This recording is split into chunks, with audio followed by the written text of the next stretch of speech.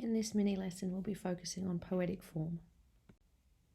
If you're a teacher and would like to use this PowerPoint in your classroom, find the link in the description below. There's no voiceover in that version. There's also a link in the description below to an optional worksheet, which is a closed table of poetic techniques, and the numbers correspond to the poetic techniques in this presentation. Why do form-specific features matter? Your audience, the marker, is an English teacher, and English teachers love to hear that you appreciate form and understand its unique features. Infusing your essay with form-specific features and terminology will make your response stand out, and HSC exam questions can focus entirely on form and features, as they have done in the past, because it's in the rubric.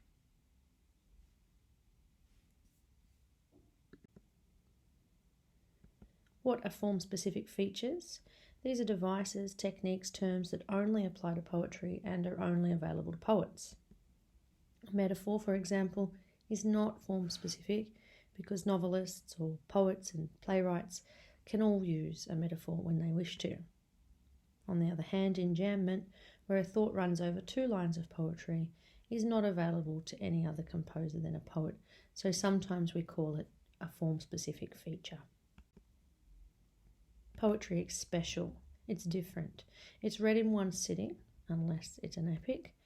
It's read aloud, and because of this, there's often a sonic or oral element to a poem. Poems convey so much meaning in so few words and in such a little time. We refer to this as the form's brevity or its economy. It's different, for example, to a big novel that might take 10 hours to read. And because of this brevity, every word must count. The potency required in the words and the phrases in a poem means that often the senses will be appealed to, and that non-literal, figurative language is used. Some poetic terms that you can use in your essays to show that you understand form include verse. That refers to the fact that poetry goes from the left side only to about the middle of the page, not right across the page like prose does. It's written in lines and stanzas, not sentences and paragraphs. And the subject refers to what the poem is about. The voice is the point of view or the speaker, and a persona is also a voice, but we often like to use that term in dramatic monologues.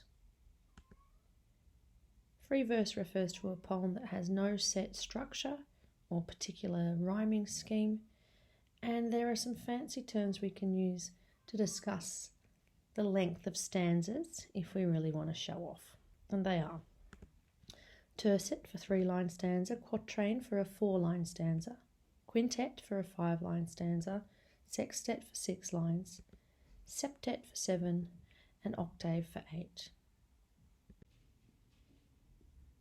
It's important to use the correct conventions when you're writing English essays about poems.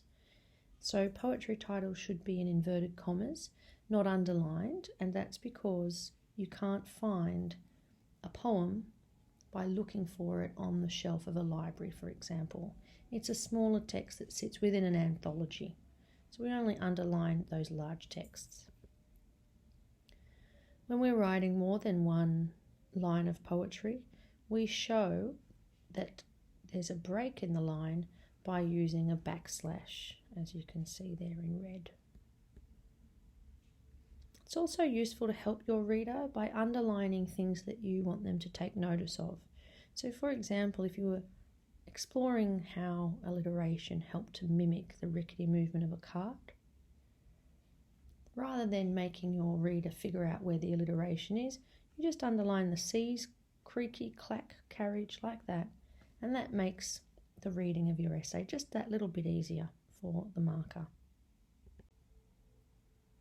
Okay, now we'll look at the form-specific features. These are poetic devices and are therefore only open to poets. So number 1, we've got a caesura, which is just a pause in a line of poetry, usually using punctuation like a full stop as per the example, or a dash or an exclamation mark, often quite a jarring effect. The way I remember caesura is to think that to cease is to stop, and that's what a caesura is, it's a stop. Enjambment is when an idea or thought goes over 2 lines, such as in the example, the cat, new line, sat on, new line, the mat. Rhyme, we know this, corresponding sound like cat and bat. Rhyme scheme is when we use the alphabet to help show where the rhyme occurs. So we might say a poem has an ABAB rhyme scheme to convey that every second line rhymes. A slant rhyme is an almost or a half rhyme, such as they made a pact, his hair was slicked. Packed and slicked almost rhyme, but they don't. Rhyming couplet, 2 lines that rhyme, mat and fat. An iamb is a metrical foot of poetry where an unstressed syllable is followed by a stressed syllable, such as muse, delight, implore. Figurative language is, as we said, often used because it's expressive, it's evocative, it's emotive, it's imaginative. So, non-literal. A simile, comparing one thing to another, using as or like. Or perhaps a metaphor, which is just a little bit stronger and says that it's not like something, but that it actually is something else. Hyperbole is when we exaggerate for effect. And personification is when we give person qualities to something that is not a person. Symbol, when one thing stands for another, such as water is often symbolic of a rebirth, or dove is a symbol of peace. Because poetry is brief and read aloud, it often uses sounds of words to make the poem come alive. So we've got alliteration, the repetition of beginning letters. Assonance, that's when the internal vowel sounds are repeated, such as in the example there, found, wound, round. Dissonance is when there's a disharmony in sounds, when something sounds yucky, it's unpleasant to the ear, like a cacophony of discomfort. Those sounds are harsh, they're not pleasant. Euphony is the opposite, where it does sound pleasant. It sounds like there's a harmony in what is being expressed. So the motion of the ocean sounds nice. Onomatopoeia is a word that mimics the sound it refers to, such as bang, boing, or clap. Plosives, this is a little bit tangential, perhaps a little bit niche, but I like plosives. It's when we push air out to say the b, d, p, or t sound. It can have a harsh effect or a bubble effect, such as in punch, punch, or bubble, can sound bubbly. Can be used for different purposes, but it's a phonics. It's about the way words sound. Sibilance is the repetition of the S sound, such as in slice, snake, slithered southward, and that can have a secretive effect or a sinister effect or even a sweet effect. You just have to judge it on the day. Sensory image is also used because it's evocative and immersive. It helps us to really get inside the poem, to feel like we're part of the world. So, goes without saying, visual, what we see, oral, what we hear, olfactory, what we smell. The way to remember that is it smelt like an old factory. Olfactory is what we smell. Gustatory is what we taste, such as the bitter coffee. Tactile is about what we touch, the textures that we might feel, like the soft, warm sand. Should you find yourself in a Section 1 exam confronted with a poem that you feel is really difficult to understand, I encourage you to focus on those techniques that are visible on the page. So punctuation, shape, form, number of stanzas, that sort of thing. And this has happened to many students in the past.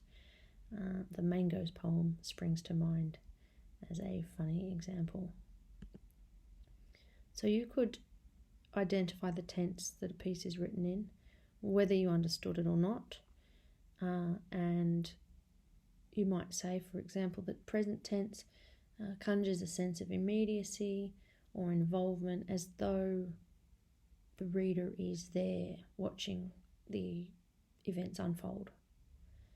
Or you could say that the past tense helped to encourage a reflective, nostalgic tone. So too, you could refer to future tense. If something was hopeful or wishful or hypothetical in nature, pondering what might happen, then future tense could be useful too. Person is also useful. First person, does it feel intimate, confessional, personal? Or is it written in second person where the reader is perhaps accused, you, or invited or encouraged to become part of the poem, part of the world? And third person helps often to create a distant atmosphere, or maybe it allows for a cinematic scope where you can see a lot of what's being described. Refrain is just a line of poetry that is repeated, and tone is the attitude to the subject.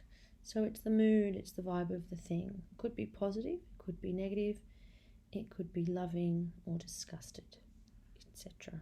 Remember to use an adjective. Sometimes students will say the tone of the poem and not actually tell us what the tone is. Last one, bathos is just when a poet leads up to something or builds a sense of anticipation or royalty, or that something's quite majestic or exciting, and then drops the tone and it's like an anticlimax. If you'd like to check your understanding or your students' understanding, you can find a link in the description to a perhaps slightly more complicated worksheet that'll test your knowledge of these poetic terms. And there's also on there a Mod C style task that requires students to apply all these 24 features to their own poem and then to write a reflective response about that. I hope this was useful, and thank you for your time.